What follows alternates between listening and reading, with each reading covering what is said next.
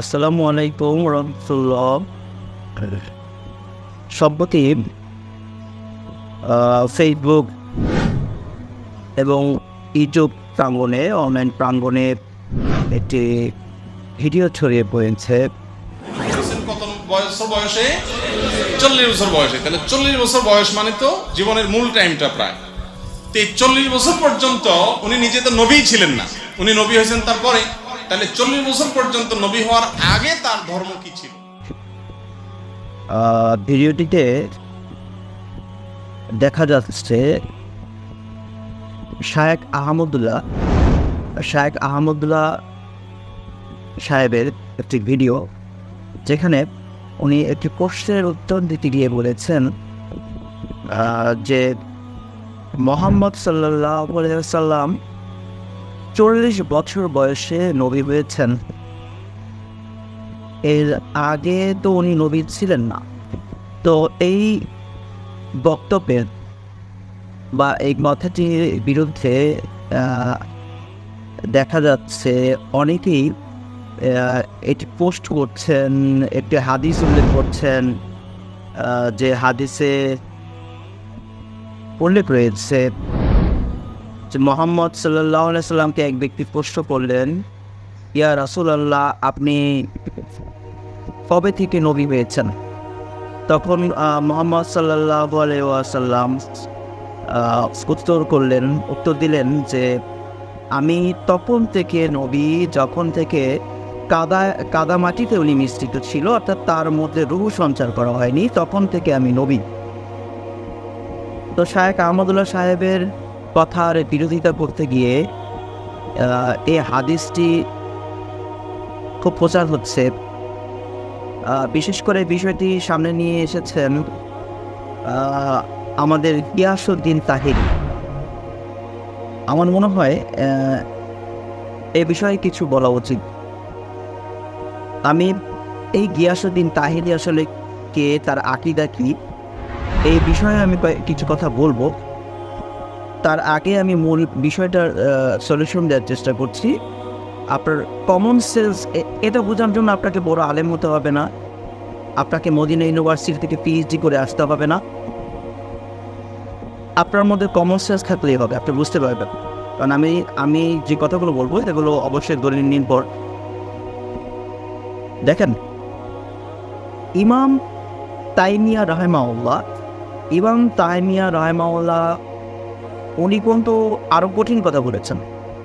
উনি বলেছেন যে কেউ যদি বলে যে রাসূল সাল্লাল্লাহু আলাইহি ওয়াসাল্লাম 40 বছর আগেও নবী ছিলেন, বা তিনি নির্দিষ্ট বয়স 40-এর আগে পরে এদিক সেদিক হতে পারে, অল্প কিছু সময়, বা একটা নির্দিষ্ট সময়ে আগে নবী ছিলেন, কিংবা জন্ম থেকে নবী ছিলেন, কিংবা জন্মের আগেও নবী ছিলেন, সে কুফরি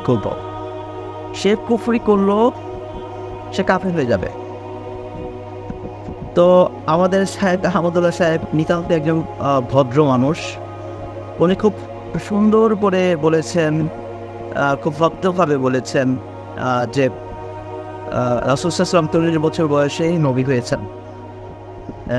উনি এত কড়া কথা বলেন, কারণ আমরা শায়েখ আহমদুল্লাহ সাহেব সম্পর্কে জানি উনি কতটা নরম মনের একজন মানুষ এবং কতটা ভালো একজন মানুষ এবং ভালো মানের একজন আলেম।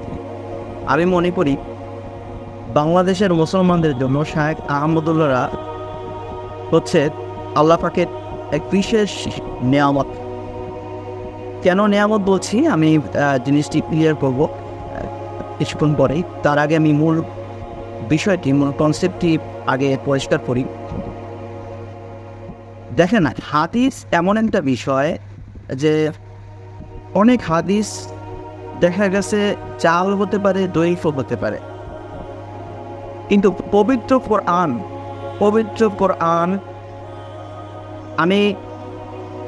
কোরআনে এমন কোনো আয়াতে নেই যে আয়াতটি জাল অথবা দঈফ। যদিও আমাদের শিয়ারা, মানে শিয়াদের মধ্যে আবার 3টি ভাগ আছে, ইসলাম আশারিয়া, জাইদিয়া এবং ইসমাইলীয় শিয়া। তো তো বিশেষ করে ইরানের যে ইসনে আশারি এবং ইসমাইলীয় শিয়া যারা, এদের আকীদা পুরোপুরি কুফরি। কারণ এরা পবিত্র কোরআনকে, আল্লাহর আমাদের যে কোরআন, এই কোরআনকে তারা আল্লাহর কিতাব হিসেবে মানে না। তারা মনে করে এখান থেকে অসংখ্য সূরা বাদ দেওয়া হয়েছে এবং অসংখ্য সূরা অ্যাড করা হয়েছে, এবং তারা দলিল দিয়ে থাকে যে হযরত ওসমান রাদিয়াল্লাহু তাআলা আনহু পবিত্র কোরআন, মূল যে কোরআন সেটা পুড়িয়ে ফেলেছেন। তাদের এই দাবি যে অযৌক্তিক, সেটা ঐতিহাসিকভাবে আমি বিষয়টি আলোচনা করেছি এবং প্রমাণ করেছি যে তাদের দাবি যে অযৌক্তিক, এবং এই দাবি আজ নয়, এই দাবি অনেক বছর আগে হযরত ওসমান রাদিয়াল্লাহু তাআলা যুগেই অনেকেই এই দাবি উত্থাপন করেছিলেন, যে দাবিটি ধুপে টিকে না। এই বিষয়ে আলোচনা করেছি আমার কারবালা গল্পে। তো আমি সেই দিকে আজ যাচ্ছি না, আমি আজ সেই দিকে যাব না। তবে যেহেতু আমি থিওরি অফ প্রবাবিলিটির অঙ্ক করেছি, থিওরি অফ প্রবাবিলিটির সম্ভাবনার অঙ্ক আমি করেছি বিজনেস ম্যাথমেটিক্সে, হায়ার ম্যাথের একটি অঙ্ক, এবং আমি পবিত্র কোরআনের একজন পাঠক। সেটা আজ থেকে নয়, আজ থেকে অনেক বছর আগে, 8 থেকে আমি কোরআন পড়ে থাকি। আমি যখনই কোরআন পড়েছি তখনই অবাক হয়েছি, এবং আরও অবাক হয়েছি যে কেউ যদি বিজ্ঞান সম্পর্কে ভালো জানতেন। আমি যদিও কমার্স নিয়ে পড়াশোনা করলেও আমি ছোটোবেলা থেকে সায়েন্সে ভালো ছিল, আমার মেধা ওখানে ভালো ছিল। মানে স্যাররাও বলতেন যে তুমি এখানে কেন, তুমি সায়েন্স পড়বে। তো এখন বিষয় হচ্ছে, আমি অবাক হই যে পবিত্র কোরআনের যদি আল্লাহর বাণী না হয়ে এখানে কোনো মানুষের বাণী থাকতো, তাহলে কোথাও না কোথাও এর মধ্যে বক্রতা, পরস্পর বিরোধী, অবৈজ্ঞানিক কথা পাওয়া যেত। অথচ বিজ্ঞান যেটাকে 1400 বছর পর আবিষ্কার করেছে, সেটি পবিত্র কোরআন 1400 বছর আগেই উল্লেখ করে, সেখানে একেবারে ফ্যাক্টটাকে উল্লেখ করেছে, নট থিওরি। যেমন ধরুন বিগ ব্যাংয়ের থিওরি সম্পর্কে আমরা কবে জেনেছি, আল্লাহ বলছে আসমান আর জমিন একসাথে মিশেছিল, আমি তাদের পৃথক করলাম। এরকম অসংখ্য, মিনিমাম 1000 আয়াত আমি বলতে পারবো যেগুলো আধুনিক বিজ্ঞান সমর্থিত। তবে একটি আয়াতও খুঁজে পাবেন না যেটা আধুনিক বিজ্ঞানের সাথে কন্ট্রাস্ট। তাহলে আমি আজ সেই দিকেও যাব না। আমি একটু প্রশ্ন করবো যে এই যে গিয়াসউদ্দিন তাহিরি বা তাকে যারা সাপোর্ট করছে, তারা কি পবিত্র কোরআন পড়ে না, নাকি তারা পবিত্র কোরআন মানে না? উত্তরটি যদি হয় মানে না, যদি বলা হয় পড়ে না, তাহলে বলবো পড়ুন, শিক্র পড়ুন, আপনারা পবিত্র কোরআন পড়ুন। শায়েখ আহমদুল্লাহ ইবনে তাইমিয়া রাহিমাহুল্লাহ পবিত্র কোরআন পড়েন, এই জন্য তারা অনেক কিছু বোঝেন যে জিনিসটা আপনাদের মাথার উপর দিয়ে যায়। আর যদি বলেন যে মানি না, এই ক্ষেত্রে আমি অবাক হব না, কারণ আপনারা তো মূলত নিজেদেরকে সুন্নি দাবি করেন। তা আমি অনেক বছর আগের থেকে আমি আপনাদেরকে গবেষণা করে, আপনাদেরকে রিসার্চ করেই বলেছিলাম যে আপনারা মূলত সুন্নি নয়, আপনারা হচ্ছেন চুন্নি। কারণ আপনাদের যে আকিদা, এই আকিদাগুলোর সাথে এই সুন্নিদের রাসূল সাল্লাল্লাহু আলাইহি ওয়াসাল্লামের সুন্নতের কোনো মিল নেই। আপনাদের আকিদা, আপনাদের আমলের সাথে মিল আছে শিয়াদের আকিদা। যেমন আপনাদের মিলাদ করেন, এই মিলাদ তো আপনারা একটু খবর নিয়ে দেখবেন, এগুলো মূলত শিয়ারা আমাদের সমাজে প্রচলন করেছেন। গিয়াসউদ্দিন তাহিরির জিকির দেখবেন, উনি আল্লাহর নাম স্পষ্টভাবে নিতে ওনার সমস্যা, এই জন্য সে কিছু বিকৃত শব্দ হুক্কু হুক্কু করে মানে আল্লাহ পাকের জিকির করছে।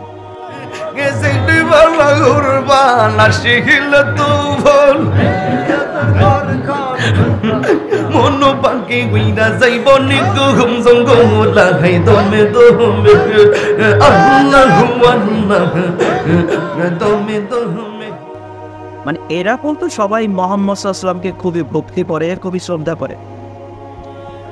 সমস্যা হচ্ছে আল্লাহ পাক পবিত্র কোরআনে বলেছেন, লাকাদ কানা লাকুম ফি রাসূলিল্লাহি উসওয়াতুন হাসানা, যে তোমাদের জন্য একটি সর্বোত্তম আদর্শ আমি প্রেরণ করলাম।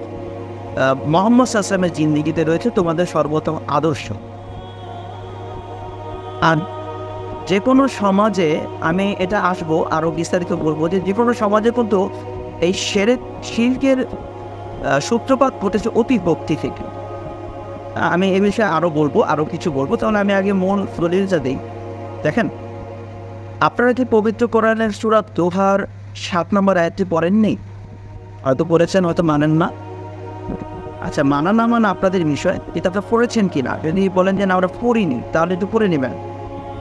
সূরা দোহার 7 নম্বর আয়াতে আল্লাহ পাক বলছেন রাসূল সাল্লাল্লাহু আলাইহি সাল্লামকে, আপনাকে আমি পেয়েছি পথহারা অবস্থায়, তারপর আমি আপনাকে পথ প্রদর্শন করছি।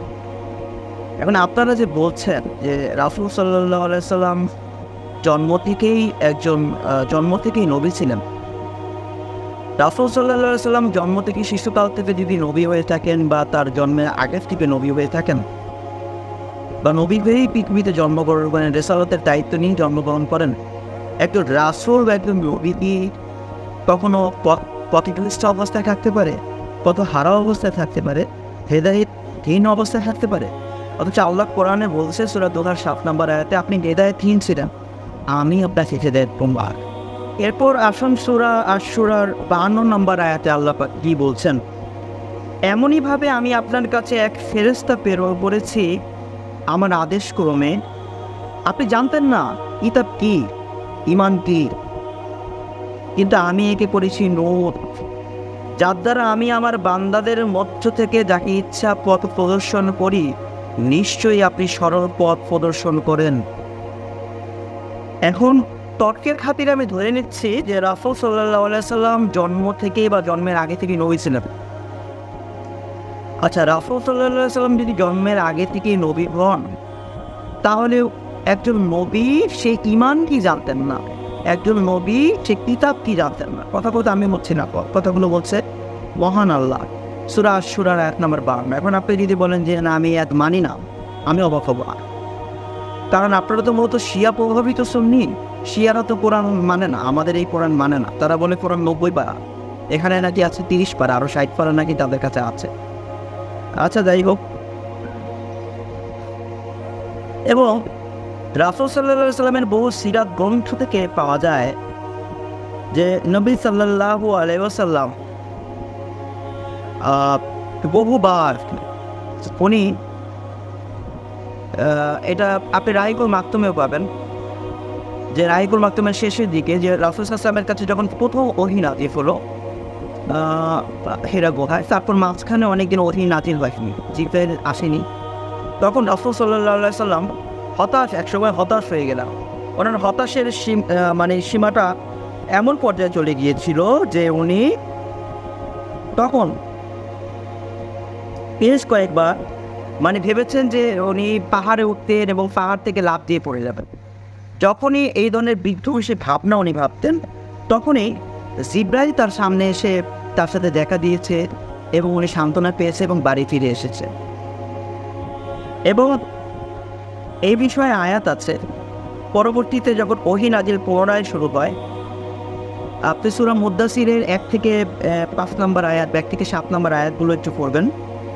সেখানে পরবর্তীতে আবার পুনরায় দ্বিতীয় দফায় ওহী নাজিল শুরু হয় যে হে কম্বল আবৃত ব্যক্তি, উঠুন উঠুন, আপনার রবের মহত্ব ঘোষণা করুন এবং আপনার কাপড় পবিত্র করুন, পবিত্র রাখুন।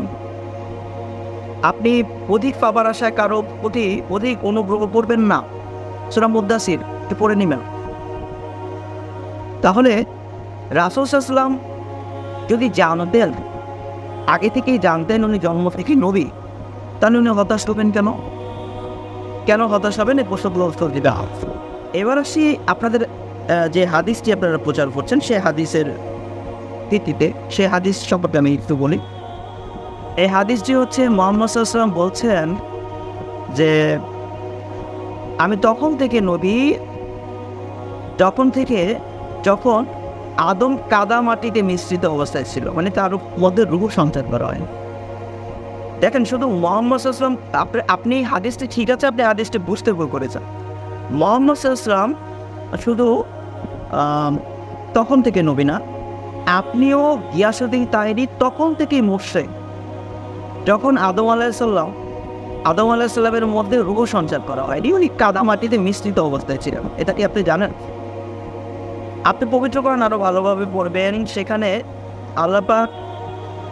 আল্লাহ পাক সর্বপ্রথম আদমকে তৈরি করেননি, আল্লাহ পাক সর্বপ্রথম ফলম তৈরি করেছেন। এটা আপনি সূরা বাকারার মধ্যে পাবেন যে আল্লাহ পাক সর্বপ্রথম ফলমকে তৈরি করলেন এবং মানব সৃষ্টির 50,000 বছর আগে আমাদের তাকদীর রচনা করেছেন, আমাদের ভাগ্য লিপিবদ্ধ করেছেন। তো আপনি যে হাদিসটি বলছেন, হাদিসটি ঠিক আছে, কিন্তু হাদিসটি আপনি বুঝতে পারেননি, আপনার মাথার উপর দিয়ে গিয়েছে, কারণ আপনার ইন্টেনশন খারাপ ছিল। ওখানে মূলত তাকদীরের কথা বলা হয়েছে যে আমি এই যে এখানে বসে কথা বলবো, এটাও আমাকে সৃষ্টির, আদমকে সৃষ্টির 50,000 বছর লিপিবদ্ধ করা হয়েছে। তো মুহাম্মদ সাল্লাল্লাহু আলাইহি ওয়াসাল্লাম আল্লাহর রাসূল হবেন, মুহাম্মদ সাল্লাল্লাহু আলাইহি ওয়াসাল্লাম ওনার জীবনী, ওনার জিন্দেগিতে কী করবেন, আপনি আপনার জিন্দেগিতে কী করবেন, এমনকি সেটাও আপনাকে সৃষ্টির 50,000 বছর আগে, ঠিক তখন লেখা হয়ে গেছে যখন আদম কাদামাটি মিশ্রিত অবস্থায় ছিল। আমি জানি না আপনি তাকদীরে বিশ্বাস করেন কিনা, যদি বলেন যে করি না, তাতে আমি অবাক হব না। বাংলাদেশে 126টা তরিকা, তো সেখান থেকে একটি তরিকা হচ্ছে কাদিরিয়া তরিকা। এরা ভাগ্য, কাদিরিয়া যে একটি তরিকা আছে, এরা ভাগ্যকে বিশ্বাস করে না। তো এবার আসলে গিয়াসউদ্দিন তাহিরি তাহলে এই কথাগুলো মূলত কেন বলছে? সে এই কথাগুলো বলছে মূলত জনাব শায়েখ আহমদুল্লাহর বিরুদ্ধে কিছু বলতে হবে। উনি 2 বছর অপেক্ষা করেছেন যে শায়েখ আহমদুল্লাহর কোনো সমস্যা খুঁজে পাওয়া যায় কিনা। এই গিয়াসউদ্দিন তাহিরি, এই অন্য মাজার পূজারী, এই মোশেক, আপনার আহমদুল্লাহর সাথে খুবই ভালো মানুষ, উনি তাকে শুধু মোশেক বলেছিল। 2 বছর আগে ওনাকে মোশেক বলেছিল, উনি মোশেক না। আমি আহমদুল্লাহ সাহেবের মতো এত ভালো মানুষ না, আমি বলবো সে শুধু মোশেক না, সে হচ্ছে তাগুত পর্যায়ের মোশেক। অর্থাৎ একদিকে শায়েখ আহমদুল্লাহর যেরকম বাংলাদেশের মুসলমানদের ইমানের হেফাজত করছে, অন্যদিকে এই গিয়াসউদ্দিন তাহিরিরা মানুষকে মুহাম্মদ সাল্লাল্লাহু আলাইহি সাল্লামের নাম বলে তার প্রতি অতিরিক্ত ভক্তি প্রদর্শন করতে গিয়ে মূলত মানুষের মধ্যে আবু জেহেলের বা ওই সময় আবু লাহাবের যে আকীদা ছিল, সেই আকীদার দিকে মানুষকে নিয়ে গেছে। প্রায় 5 বছর আগে তার একটি ভিডিও ভাইরাল হয়েছিল এই গিয়াসউদ্দিন তাহিরির। সে তার ভিডিওতে একটি কথা বলছে, দেখা যায় একটি গান সে বলছে যে আল্লাহর ধন রাসূলকে দিয়া আল্লাহ গেলেন গায়েব হইয়া, রাসূল আবার তার ধন খাজাকে দিয়া তিনিও গেলেন গায়েব হইয়া, যে কেউ ফিরে না খালি হাতে, গেলে খাজার দরবারে।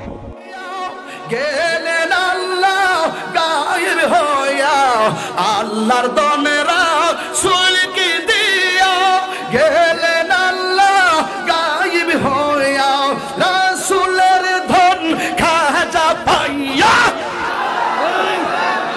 রাসূলের ধন খাজা পাইয়া শুইয়া আছে আজমিরে, কেউ ফিরে না খালি হাতে, খাজা তোমার।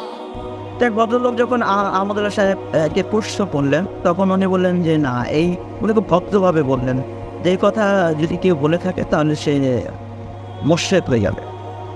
অনেক ভালো মানুষ তো আহমদুল্লাহ সাহেব, আপনার মতো না। তো এখন বিষয় হচ্ছে আপনি দেখবেন ইমাম বুখারী সামনে যখন কোনো চাল হাদিস আনা হতো বা কোনো দই হাদিস আনা হতো, উনি দেখলে উনি সরাসরি বলতেন না যে এটা চাল, এটা দই বা ওই রাবি মিথ্যাবাদী। সে বলতেন এই হাদিস সম্পর্কে আমার কিছু কথা আছে। তো ইমাম এখানে আহমদুল্লাহ সাহেব তার মতেই, এখানে আমরা জানি যে উনি কতটা মিষ্টভাষী, কতটা অমায়িক একজন মানুষ। তো আহমদুল্লাহ সাহেব এই কাজটি করেছেন, উনি খুব ভদ্রভাবে এটা বলেছেন। আসলে উনি কি ভুল বলেছেন? এই যে আপনি বলছেন যে আল্লাহর ধন রাসূল সাল্লাল্লাহু আলাইহি ওয়াসাল্লামকে দেওয়া হয়েছে, রাসূল সাল্লাল্লাহু আলাইহি ওয়াসাল্লাম তার ধন খাজাকে দিয়েছে, আবার বলছেন যে খাজার দরবারে গেলে কেউ খালি হাতে ফেরে না। এই খাজা যার কথা বলছেন, সে যদি আল্লাহর পলি হয়ে থাকেন, আপনার এই কথা সর্বপ্রথম আল্লাহ যদি ওনাকে হায়াত দিয়ে পৃথিবীতে পাঠান, আপনি জানেন উনি সর্বপ্রথম এই কথার বিরোধিতা করে ওনার আবার দিনই কাজকর্ম উনি শুরু করতেন। কারণ এটা তো শিরকে আকবর, এই কথা বলকে স্পষ্ট তো শিরক। এটা শিরক।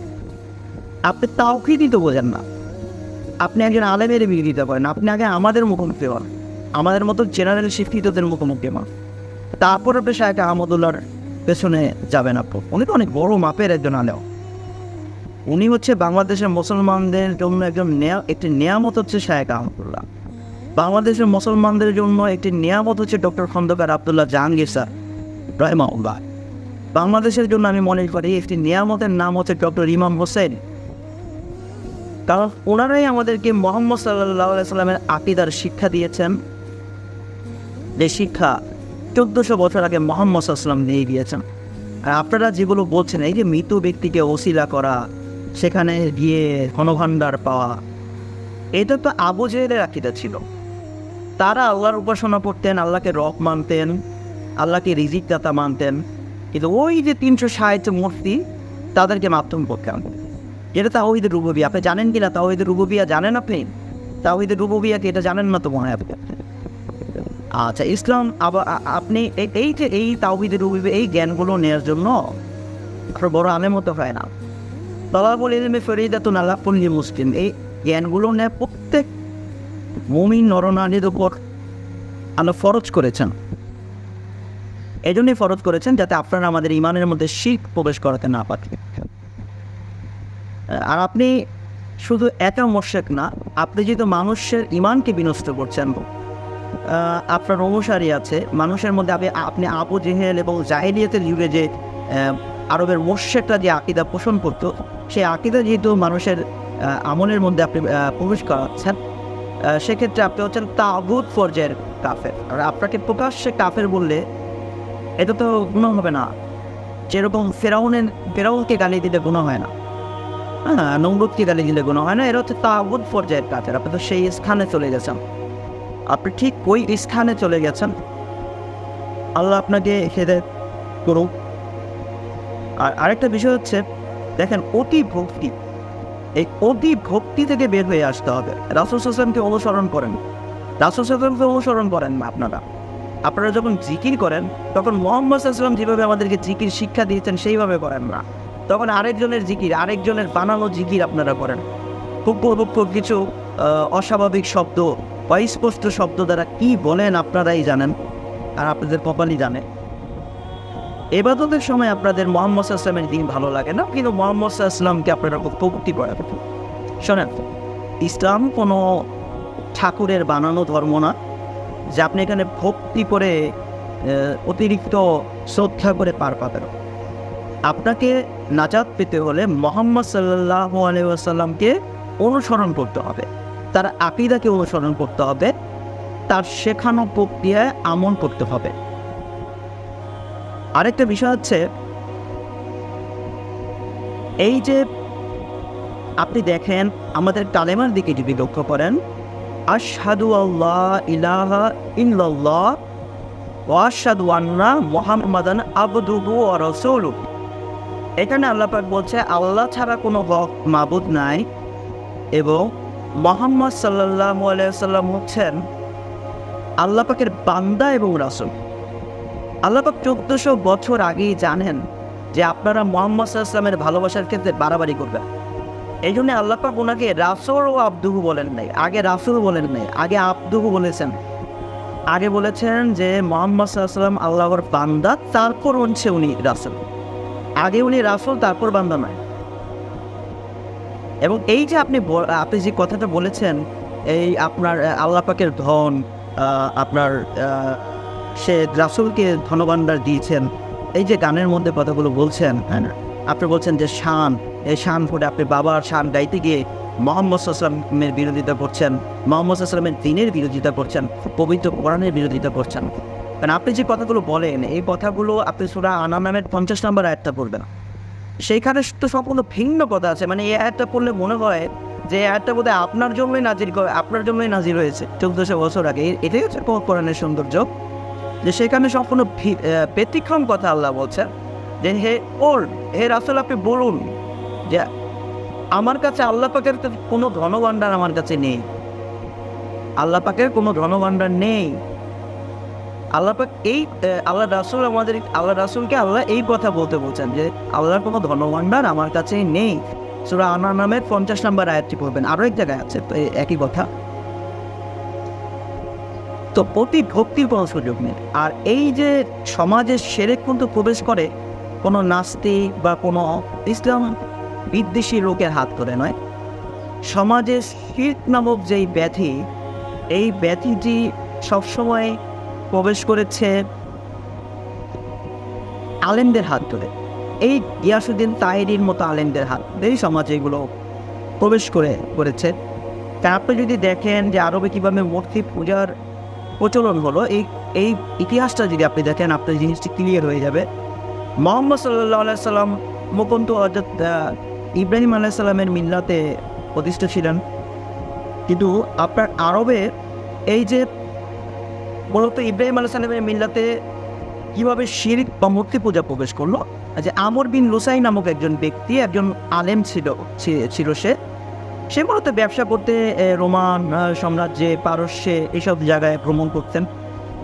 তো উনি এবার শামে গিয়েছেন, শামে গিয়ে একটি মূর্তি তার খুব ভালো লাগে এবং এই মূর্তিটি উনি সাথে করে তখন নিয়ে আসেন। সেই সত্যি মূর্তিটির নাম হচ্ছে হুব্বা। তো এই মূর্তিটি সর্বপ্রথম সে এনে তার বাড়িতে সে রাখে। তো লোকজন যখন তার বাড়িতে আসা যাওয়া শুরু করলো এবং যখন অধিক সংখ্যক মানুষ ভিড় হয়ে গেল, যে তার বাড়িতে প্রবলেম হচ্ছে, তখন কিন্তু এই মূর্তিটা সর্বপ্রথম সে এই কাবা ঘরে স্থাপন করেছিল। এটাই ছিল কাবা ঘরে প্রথম মূর্তি প্রবেশ করা। তারপর একটি দুইটি, তারপরে আস্তে আস্তে বেড়েছে। তবে আলহামদুলিল্লাহ মুহাম্মদ সাল্লাল্লাহু আলাইহি সাল্লামকে আল্লাহ পাক দুই ধরনের ইলম দান করেছিলেন। একটি হচ্ছে ওহীর ইলম, আরেকটি হচ্ছে প্রজ্ঞা। তো ওহীর যে ইলম দান করা হয়েছিল এটাই মূলত রেসালাতের দায়িত্ব। যে রেসালাতের দায়িত্ব উনি 40 বছর বা তার কাছাকাছি সময়ে একটু এদিক সেদিক হতে পারে, সেই সময়টা একটি নির্দিষ্ট সময় পেয়েছিলেন। আর শুধু মুহাম্মদ সাল্লাল্লাহু আলাইহি ওয়াসাল্লাম, পৃথিবীর অধিকাংশ নবী রাসূলগণই এই নির্দিষ্ট বয়সে না গেলে তারা রেসালাতের দায়িত্ব পাননি। মূলত 40 বছর বয়সে মুহাম্মদ সাল্লাল্লাহু আলাইহি ওয়াসাল্লামের নবুয়তের প্রকাশ ঘটেন। তবে মুহাম্মদ সাল্লাল্লাহু আলাইহি ওয়াসাল্লাম যে নবী হবেন সেটা আরবের অনেকেই এটা ধারণা করতে পেরেছিলেন কিছু মুজিজার মাধ্যমে। এবং ওই সময়ে যারা, যেমন পরাকা নামক একজন ধর্মযাজক ছিল, খ্রিস্টান ধর্মের পণ্ডিত, সে বাইবেলের একজন পণ্ডিত ছিল, সে কিন্তু জানতেন যে মুহাম্মদ সাল্লাল্লাহু আলাইহি ওয়াসাল্লাম নবী হবার একটি সম্ভাবনা রয়েছে। তবে এগুলো সবই ছিল তাদের কাছে সম্ভাবনা। সত্য তখনই প্রকাশিত হতে শুরু করেছে মূলত যখন মুহাম্মদ সাল্লাল্লাহু আলাইহি ওয়াসাল্লাম হিরা গুহায় প্রথম তার কাছে ওহী নাযিল হলো, ইকরা বিসমি রাব্বিকাল্লাযী খালাক, খালাকাল ইনসানা মা আলাক। তবে মুহাম্মদ সাল্লাল্লাহু আলাইহি ওয়াসাল্লামকে যে প্রজ্ঞার ইলম দান করা হয়েছে সেটা কিন্তু ছোটোবেলা থেকেই দেওয়া হয়েছে এবং ওনার বেশ কয়েকবার সিনা চাক হয়েছে। এবং মুহাম্মদ সাল্লাল্লাহু আলাইহি ওয়াসাল্লাম এই জন্যই এই প্রজ্ঞার জ্ঞানের কারণে, এই সিনা চাকের কারণে উনি কখনো ওই নবী হবার আগেও শিশুকাল থেকে কখনো কোনো মূর্তির কাছে মাথা নত করতেন না।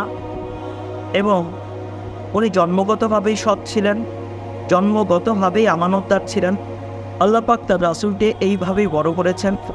যাবতীয় আরবের যে পাপ থেকে তাকে সবসময় পাপ মুক্ত রেখেছেন। কারণ দেখেন, মুহাম্মদ সাল্লাল্লাহু আলাইহি ওয়াসাল্লাম যদি আগে মূর্তি পূজা করতেন তাহলে কিন্তু এটা হচ্ছে দালাইলুন নবুয়তের একটি অন্যতম দলিল। তখন কিন্তু আরবের মানুষরা, তখন আরবের কাফেররা তাকে বলতো যে আপনি তো নিজেই একসময় মূর্তি পূজা করতেন, এখন মূর্তির বিরুদ্ধে কথা বলছেন। তা আল্লাহ পাকের এটি একটি মুজিজা। এবং মুহাম্মদ সাল্লাল্লাহু আলাইহি ওয়াসাল্লাম ইব্রাহিম আলাইহিস সালামের মিল্লাতের উপরেও ছিলেন, একাত্মবাদী খোদার ইবাদত করতেন। কারণ অনেকেই তাকে দেখেছিল যারা প্রথম শ্রেণীর সাহাবী, যেমন জায়েদ বিন হারেস রাদিয়াল্লাহু তাআলা আনহু, আবু বকর রাদিয়াল্লাহু তাআলা আনহু, যে উনি হিরা গুহায় এই যে মাটিতে মাথা রেখে উনি বিশেষ এক ভঙ্গিতে ইবাদত করতেন, নামাজ আদায় করতেন। হয়তো তখন নামাজটা আমাদের এই নামাজের মতো ছিল না, কিন্তু ওনাকে উনি নবী হবার আগেই ওনাকে কিন্তু অনেকেই হিরা গুহায় সেজদারত অবস্থায় দেখেছেন।